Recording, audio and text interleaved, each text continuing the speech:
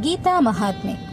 ಏವಂ ಬುದ್ಧೇಃ ಪರಂ ಬುದ್ಧ್ವಾ ಸಂಸ್ತಭ್ಯಾತ್ಮಾನಮಾತ್ಮನಾ ಜಹಿ ಶತ್ರುಂ ಮಹಾಬಾಹೋ ಕಾಮರೂಪಂ ದುರಾಸದಂ. ಕಾಮದಲ್ಲಿ ಆಸಕ್ತನಾದ ವ್ಯಕ್ತಿಯ ಬುದ್ಧಿಯು ಆತ್ಮನ ಕಡೆಗೆ ದೃಢವಾಗಿರುವುದಿಲ್ಲ. ಸಾಗರದಲ್ಲಿನ ಅಲೆಗಳು ಒಂದರ ಹಿಂದೆ ಒಂದು ಬರುತ್ತಿರುವಂತೆ ಕಾಮಗಳು ಮನುಷ್ಯನ ಬೆನ್ನಟ್ಟಿಕೊಂಡು ಬರುತ್ತಾ ಇರುತ್ತವೆ. ಅದಕ್ಕೆ ಕೊನೆ ಎಂಬುದು ಇಲ್ಲವೇ ಇಲ್ಲ. ಕಾಮನೆಗಳು ವ್ಯಕ್ತಿಯನ್ನು ತಮ್ಮ ಪಾಶದಲ್ಲಿ ಬಂಧಿಸುತ್ತವೆ. ಹಾಗಿರುವಾಗ ಅವನಿಗೆ ಸ್ಥಿರವಾದ ಒಂದು ನಿರ್ಣಯವನ್ನು ತೆಗೆದುಕೊಳ್ಳಲಾಗುತ್ತಿಲ್ಲ. ಯಾವುದನ್ನು ಮೊದಲು ಪೂರೈಸಬೇಕು, ಯಾವುದನ್ನು ಹಿಂದೆ ತಳ್ಳಬೇಕು ಎಂಬ ನಿರ್ಣಯಾತ್ಮಕ ತೀರ್ಮಾನ ತೆಗೆದುಕೊಳ್ಳಲು ಆತನಿಗೆ ತಿಳಿದಿರುವುದಿಲ್ಲ. ಹೊರಗಿನ ಶತ್ರುಗಳನ್ನು ಕೊಲ್ಲುವಂತೆ ತನ್ನೊಳಗೆ ಅಡಗಿರುವ ಈ ಕಾಮರೂಪಿ ಶತ್ರುವನ್ನು ಕೊಲ್ಲುವುದು ಅಷ್ಟು ಸುಲಭವಲ್ಲ. ಈ ಆಶೆಗಳಿಗೆ ಆತನ ಇಂದ್ರಿಯ, ಮನಸ್ಸು ಮತ್ತು ಬುದ್ಧಿ ಇವುಗಳೇ ಆಶ್ರಯ ಸ್ಥಾನಗಳು. ಇವುಗಳಿಂದ ಬರುವ ಒಂದು ದುಷ್ಟ ಸ್ವಭಾವ ಕಾಮ. ಈ ಕಾಮರೂಪಿ ಶತ್ರುವನ್ನು ಗೆದ್ದರೆ ಎಲ್ಲಾ ಇಂದ್ರಿಯಗಳಲ್ಲಿ ಸಂಯಮ ಪಾಲಿಸಿದಂತೆ.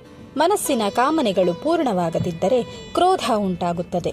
ಕಾಮನೆ ಎಂಬುದು ವ್ಯಕ್ತಿಯ ಉಸಿರಿನ ಕೊನೆಯವರೆಗೂ ಇದ್ದು ಅದು ಪೂರೈಸದಿದ್ದರೆ ಆತ ಸತ್ತಾಗ ಅದು ಅತೃಪ್ತ ಆತ್ಮವಾಗುತ್ತದೆ. ಕಾಮವೆಂಬುದು ವ್ಯಕ್ತಿಯನ್ನು ಬಹಳಷ್ಟು ರೀತಿಯಲ್ಲಿ ಆಡಿಸುತ್ತದೆ. ಕೆಲವರು ಚರಮ ಸುಖವನ್ನು ಅರ್ಥಾತ್ ಮೋಕ್ಷವನ್ನು ಆಶಿಸಿದರೆ, ಕೆಲವರು ಚರ್ಮ ಸುಖವನ್ನು ಅರ್ಥಾತ್ ದೇಹ ಸುಖವನ್ನು ಆಶಿಸುತ್ತಾರೆ.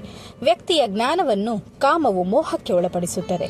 ಈ ಕಾಮವೆಂಬ ಮಾಯೆ ಮನುಷ್ಯನನ್ನು ಆವರಿಸಿ ಕಣ್ಣು ಕಟ್ಟಿದಂತೆ ಮಾಡಿ ಅವನ ಮನಸ್ಸನ್ನು ಸೆಳೆಯುವುದರಿಂದ ಅವನು ಆತ್ಮಾನಂದವನ್ನು ಪಡೆಯಬಹುದಾದ ಭಗವಂತನ ಧಾಮಕ್ಕೆ ಪ್ರವೇಶಿಸಲಾರನು. ಆದುದರಿಂದ ಇದರ ಬಲೆಯಿಂದ ಹೊರಗೆ ಬರಬೇಕು. ಅದು ಅಷ್ಟು ಸುಲಭವಲ್ಲದಿದ್ದರೂ ಮನುಷ್ಯ ತನ್ನ ಮನಸ್ಸನ್ನು ದೃಢಪಡಿಸಿದರೆ ಖಂಡಿತ ಅಸಾಧ್ಯವೇನಲ್ಲ. ಅತಿಯಾದ ಮಮತೆ, ವ್ಯಾಮೋಹ ಇದರಿಂದ ಹೊರಬರಲು ಎಷ್ಟು ಸಾಧ್ಯವೋ ಅಷ್ಟನ್ನು ಬಲವಂತದಿಂದ ಸಾಧಿಸಬೇಕು. ಇದಕ್ಕೆ ಆತ್ಮನಿಗ್ರಹ ಅಗತ್ಯ. ಆದುದರಿಂದ ಅರ್ಜುನ, ಮನಸ್ಸನ್ನು ಶುದ್ಧಗೊಳಿಸಿ ಬುದ್ಧಿಗಿಂತಲೂ ಶ್ರೇಷ್ಠನಾದ ಆತ್ಮನನ್ನು ತಿಳಿದು ಆತ್ಮನಲ್ಲಿ ನೆನೆಸಿ ಕಾಮರೂಪದಲ್ಲಿರುವ ನಿನ್ನ ವೈರಿಯಾದ ಕಾಮನೆಗಳನ್ನು ನಿನ್ನೊಳಗಿನಿಂದ ಬಿಡಿಸಿ ನಾಶ ಮಾಡು ಎಂದು ಭಗವಂತ ಅರ್ಜುನನಿಗೆ ಉಪದೇಶಿಸುತ್ತಾನೆ. ಹರಿ ಓಂ.